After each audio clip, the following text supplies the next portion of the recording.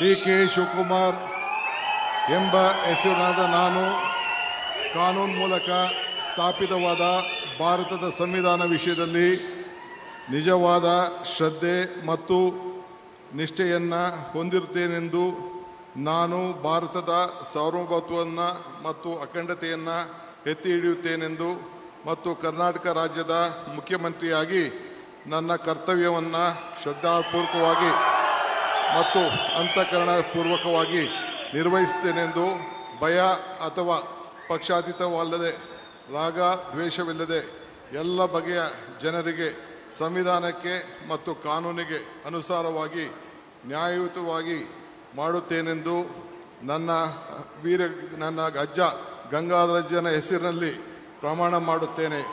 ಶ್ರದ್ಧಾಪೂರ್ವಕವಾಗಿ ಪ್ರತಿಜ್ಞೆಯನ್ನು ಮಾಡುತ್ತೇನೆ. ಮಾನ್ಯ ಮುಖ್ಯಮಂತ್ರಿಗಳು ಈಗ ಪ್ರಮಾಣ ವಚನಕ್ಕೆ ಸಹಿ ಮಾಡಲಿದ್ದಾರೆ.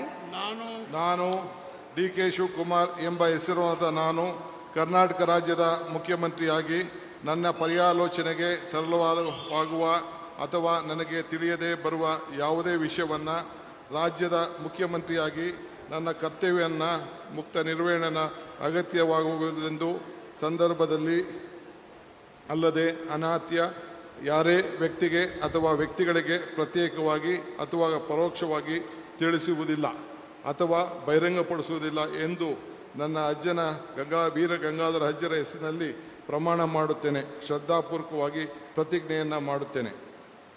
ಧನ್ಯವಾದಗಳು ಸರ್.